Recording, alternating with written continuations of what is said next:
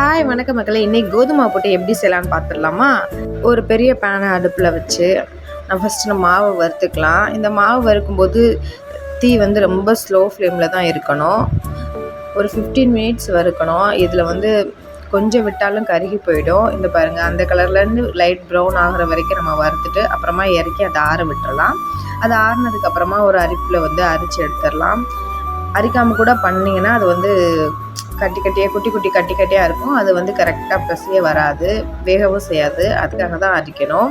அடுத்து நம்ம மாவு குழைக்க ஆரம்பிக்கலாம். இதுதான் முக்கியமான ப்ராசஸ் இருக்கிறதுல. இதுதான் ரொம்ப கவனமாகவும் செய்யணும்.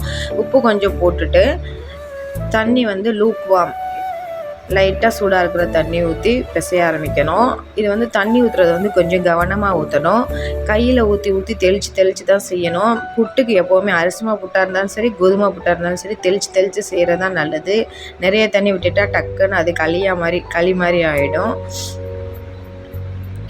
நல்லா பொறுமையாக கொஞ்சம் நேரம் எடுத்து பிசைஞ்சிங்கன்னா தான் நல்லா மாவு எல்லா பக்கமும் தண்ணி லைட்டாக பட்டு புட்டு நல்லா வேகும்.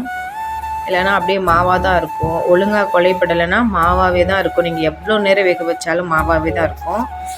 அவ்வளோதான், மாவு குழைச்சாச்சு. இதுக்கப்புறம் நம்ம தேங்காய் துருவி எடுத்துக்கலாம்.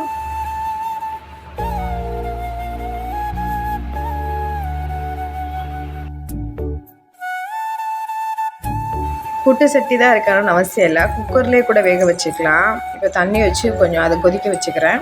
இப்போ புட்டை அரேஞ்ச் பண்ணிக்கிறேன். தேங்காய் பூ, அதுக்கப்புறமா கொஞ்சம் புட்டு, அப்புறமா தேங்காய் பூ, அப்புறம் புட்டு. இது 3 லேயராக பண்ணால் கூட சூப்பராக இருக்கும். நல்லா நிறைய தேங்காய் கடிப்பட்டால் நல்லாயிருக்கும். எங்கள் வீட்டில் தேங்காய் கடிப்பட்டுறது அவ்வளோவா பிடிக்காது. அதனால தான் நான் இப்படி செஞ்சுக்கிறேன். அதுக்கப்புறமா இந்த புட்டு சாப்பிட்றதுக்கு தனியாக கறின்னு ஒன்று வைக்கணும்னு அவசியமே இல்லை. வீட்டில் இருக்கிற மீன் குழம்பு, காரக்குழம்பு, சிக்கன் குழம்பு, நீங்கள் என்ன வச்சு சாப்பிட்டாலுமே சூப்பராக இருக்கும். இது பாருங்கள், புட்டு சூப்பராக ரெடியாகி வந்துருச்சு. அவ்வளோதான்,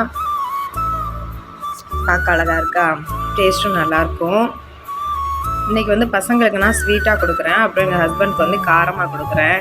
கார புட்டு ஆல்ரெடி மசாலா புட்டு எப்படி செய்கிறேன்னு சொல்லிட்டு நான் ஒரு ஷார்ட்ஸ் வீடியோவாக போட்டிருக்கேன், பாருங்கள். கோதுமை புட்டு எப்படி செய்கிறேன்னு சொல்லிட்டு நிறைய பேர் என்கிட்ட கேட்டிருக்காங்க. அதனால டீட்டெயிலாக நான் வீடியோ போட்டிருக்கேன். இந்த வீடியோ உங்களுக்கு பிடிச்சிருக்கு, யூஸ்ஃபுல்னு நினச்சிங்கன்னா மறக்காமல் சப்ஸ்கிரைப் பண்ணிக்கோங்க. அவ்வளோதான், பாய் மக்களே.